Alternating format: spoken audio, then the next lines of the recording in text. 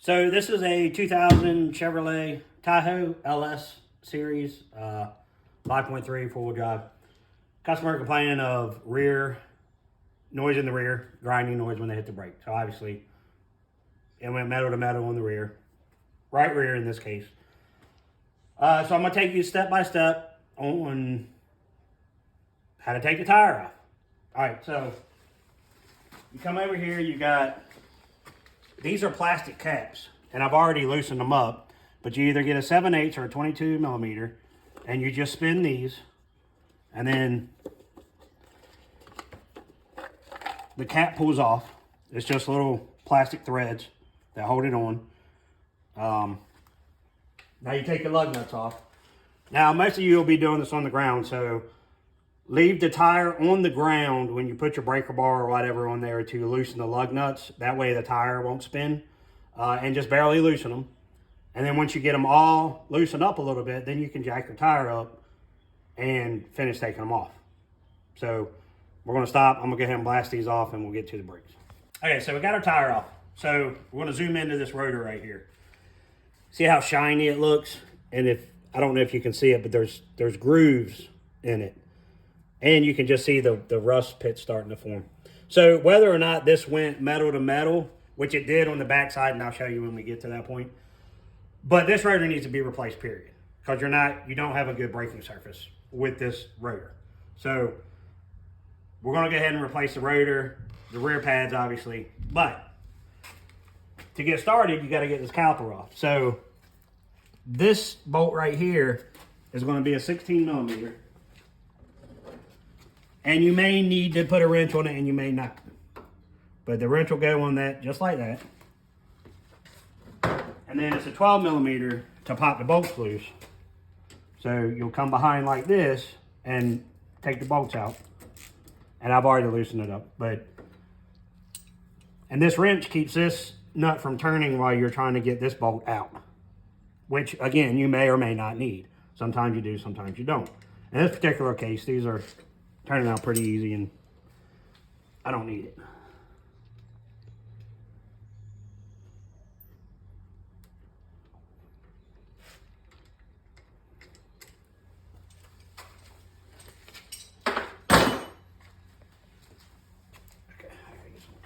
All right, so we got the bolts out of the caliper. You're gonna take a screwdriver and just come underneath of it just like this. Kind of just pry the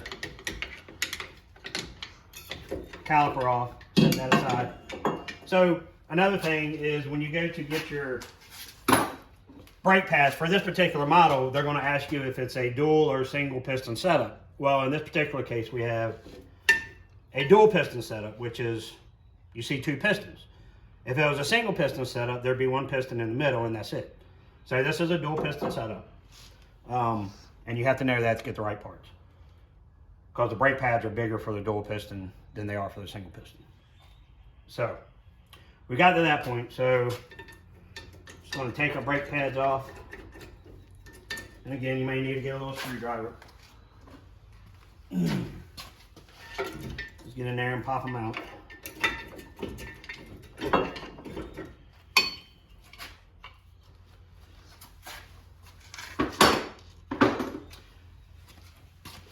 All right, now we need to get this bracket off. So, I believe they're 18 millimeter bolts.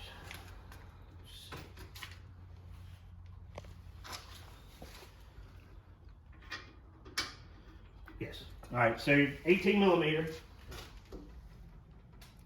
socket. And then these are usually pretty tight, so you're gonna have to put your big boy pants on to bust these loose. And when you jarring it is the best way to do that. So we got that one loose. And we'll come up to the top one and do the same thing. Slam it down.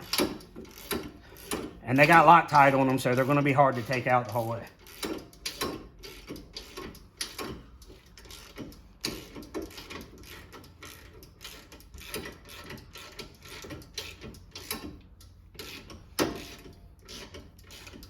And if I wasn't making this video, I would be doing this with an air ratchet. But I know most of you viewers aren't going to have an air ratchet, so we're going to do it the old-fashioned way.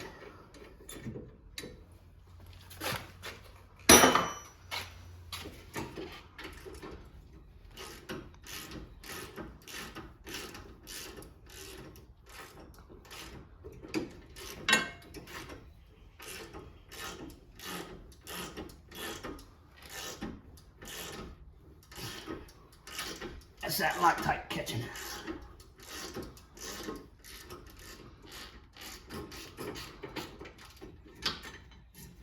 All right, there's your bracket.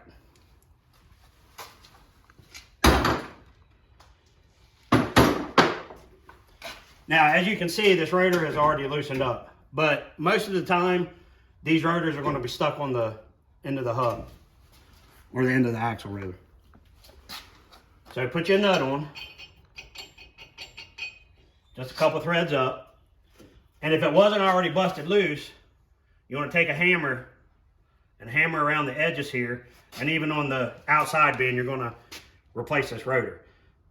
If we were not going to replace this rotor, you wouldn't hit on this area here, because you'll leave dents and divots and bad surface for brake pads.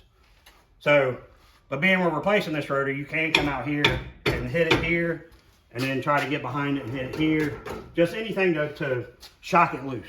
But it's already loose, so I don't need to do that. And you put the nut on there to keep the rotor from coming all the way off and falling on your foot, or if your legs are under, or whatever. It just keeps the rotor from hitting the floor. So we'll take this off. Now you have what's called your parking brake setup.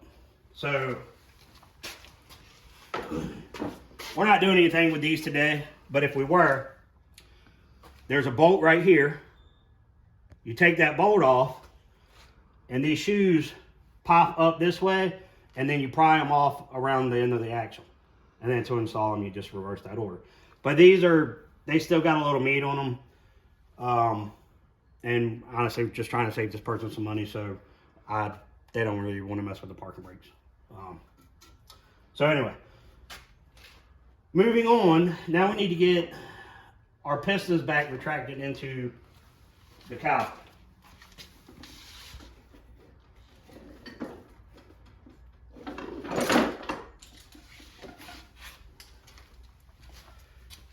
A lot of you will not have one of these. It just goes on there like that. Squeeze. So, being you're not going to have this, I'm going to show you how you do it. And you don't want that to happen because you don't want to stress the brake hose. Shit happens, so there you go.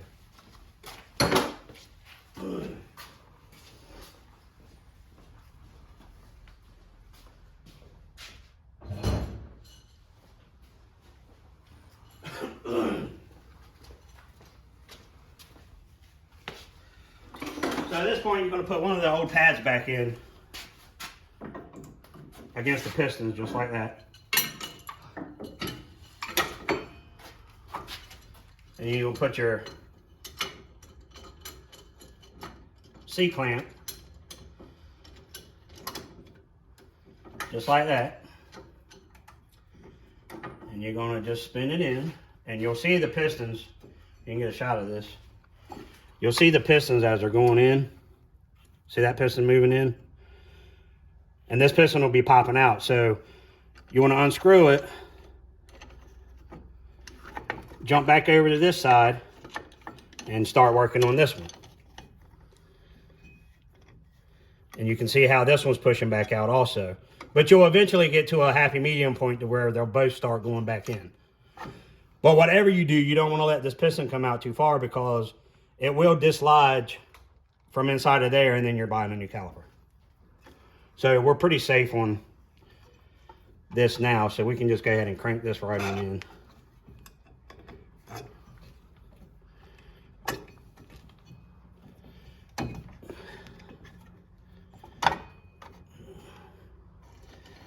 Go to the other side now.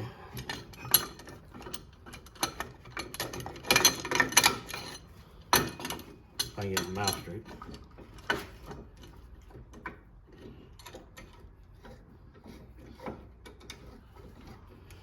Turn that one in. And you can see it's popping the other side out also. And it's going to do that. You just got to keep working it back and forth. Now on a single piston caliper, you don't have to worry about this. But you can see where, or if you got two C-clamps, you can set two C-clamps up and do them simultaneously. But we're just going to do what we want. And we're about there.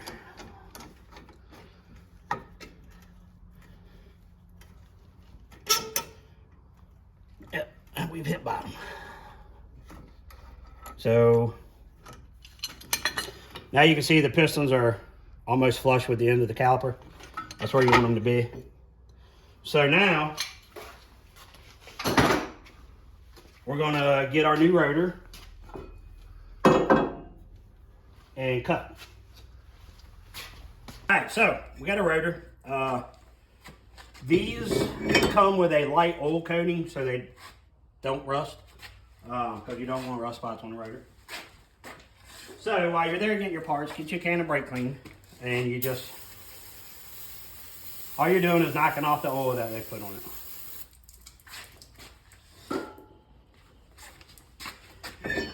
Flip it over, install it, right on this side.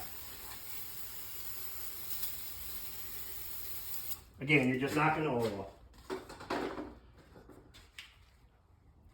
Now, we're going to have to put our bracket back on. So these are your anti-rattle clips. We're going to replace those. They just pop off. And these are your caliper slides. So they just pop out of there. Now, you want to clean these up good and lube them, because this allows the caliper to slide back and forth. So again, with the brake clean you bought when you got your pads, take a rag, wipe it off. Now, I've been using, a lot of people like to use brake grease, but I just use regular old wheel bearing grease. Mobile One, I like the synthetic stuff, it's thicker. Seems to do a little better. So you're just gonna dab you a little bit of grease on there and shove it back in the hole. And you're going to do the same thing for this one. Now, on a lot of older vehicles or vehicles from up north, these slides may be stuck inside these housings. If that's the case, then you may end up having to get a new bracket with new slides. But that's not the case with us today, so we're not going to address that. Again, same thing.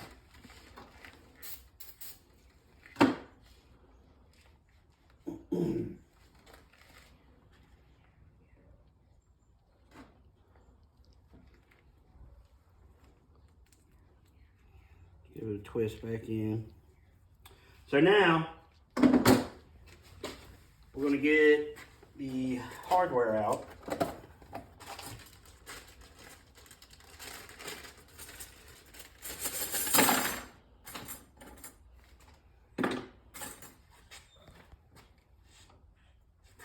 This is your new hardware. You just pop it right in. Sometimes these aren't quite made exactly right, so they can be a little tricky to install. But you just got to kind of work with it and get it seated. Now, this is the #1 cause of brake noise after you do a brake job usually. You won't get these installed right. They'll be off to one side or the other, and they'll scrape the rotor when you're going down the road. So just be conscious of that.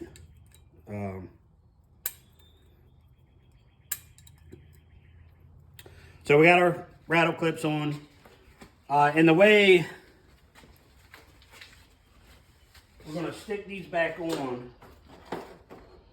but to make sure your rattle clips aren't hitting your rotor after your install, just go ahead and put a nut on the rotor and kind of spin it if you can. If you got the other, you know, tire off the ground and you can spin it, just spin your rotor. Make sure you don't hear any squealing, because these will squeal really loud if they're touching the rotor, and you'll know, obviously. So we're going to install this back on.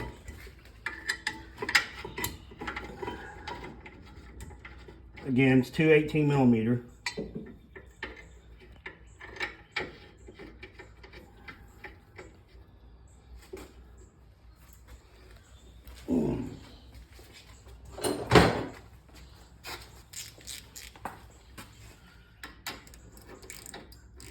And you do not need to put Loctite to put them back on. You just got to make sure they're good and tight.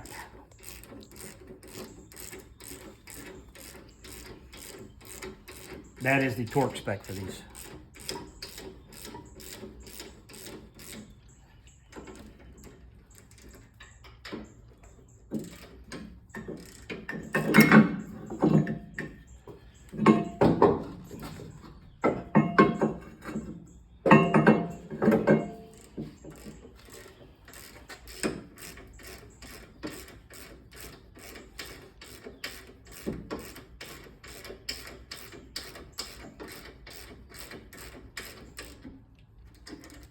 Now this is just a little 12-inch 3/8 ratchet. We're gonna get a 1/2-inch breaker bar and finish these bolts up.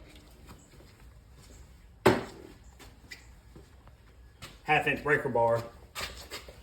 You can always put a pipe on the end of your ratchet.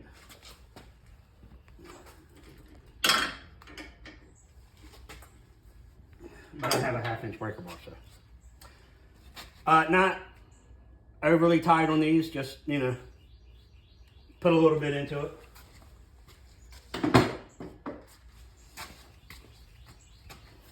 All right, now your brake pads.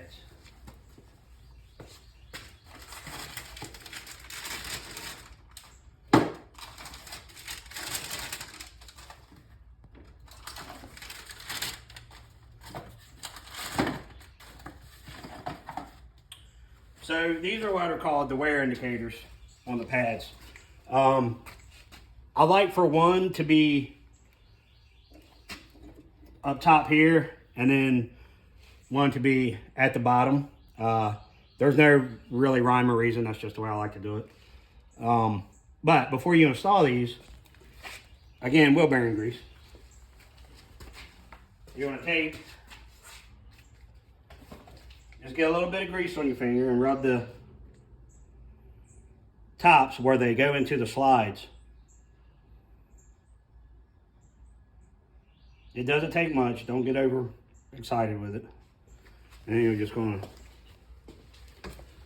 to stick them in. They're seated. And the grease just allows the pad to slide back and forth a little easier.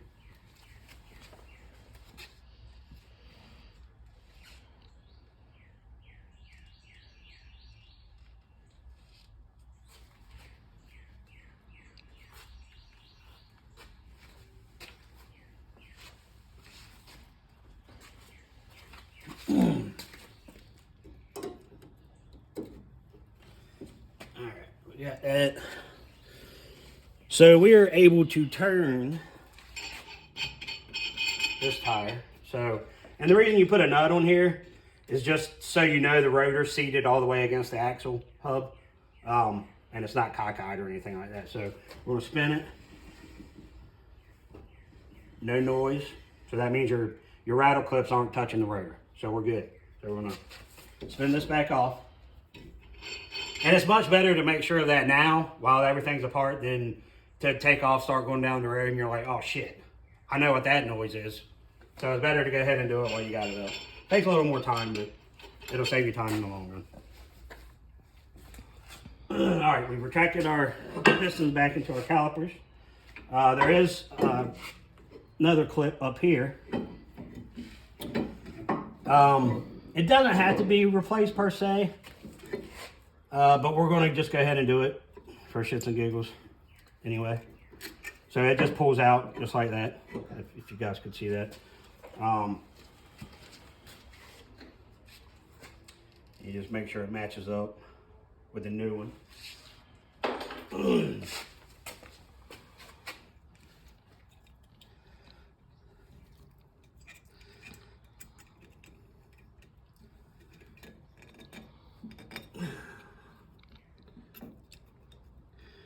These can be a little bit of a pain in the ass, so may need to take a screwdriver.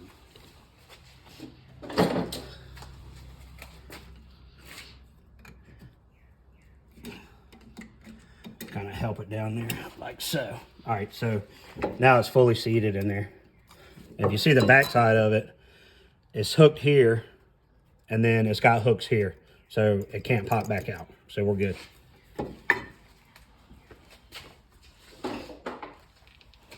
So now we reinstall our caliper. Now, brake hose, make sure it's not twisted or anything like that when you go to reinstall it. Make sure it's nice and straight, no kinks, no twists. Sometimes you'll have to push these slides right here. Sometimes you'll have to push them in with your finger to get the caliper to go in there, like I'm having to do at the bottom right now. Then you get your bolts.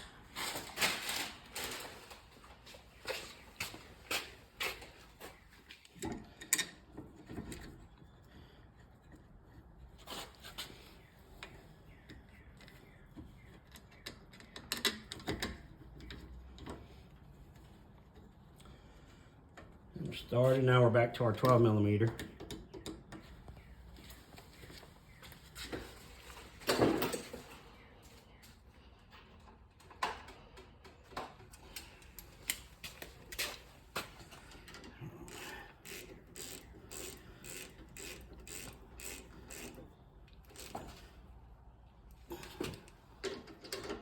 Tight. Now again, these didn't slide on me, so we don't need the 16mm wrench to hold these, because they're not turning when I torque it down.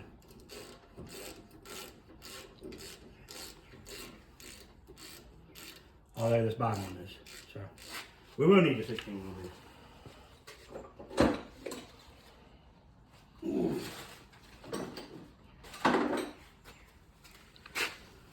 Again, right?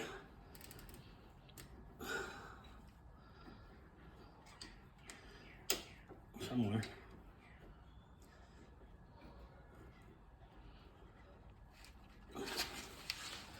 I usually have a light so I can see. There we go. All right, so we got our 16mm on there, so that's not turning anymore. So then we can torque this down. Again, just getting tight.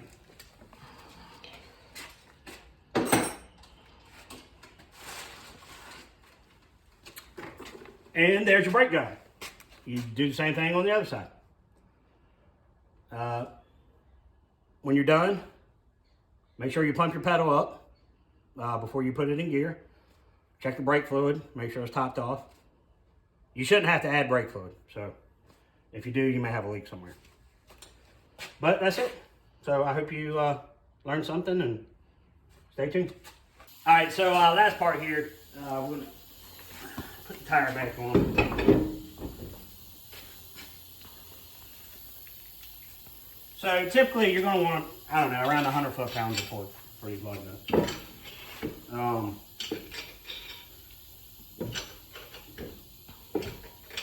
You're going to be using probably a breaker bar again, so you'll get them snug up here, and then you'll drop it on the ground to finish tightening.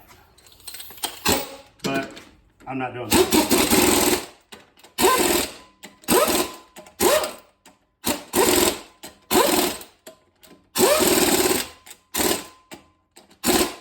Alright. As far as these caps go, you put them back on. You don't need any kind of impact gun or anything like that. You just spin them on by hand and you'll feel them stop.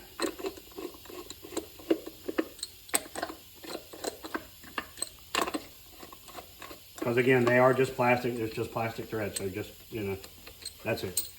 And you're done.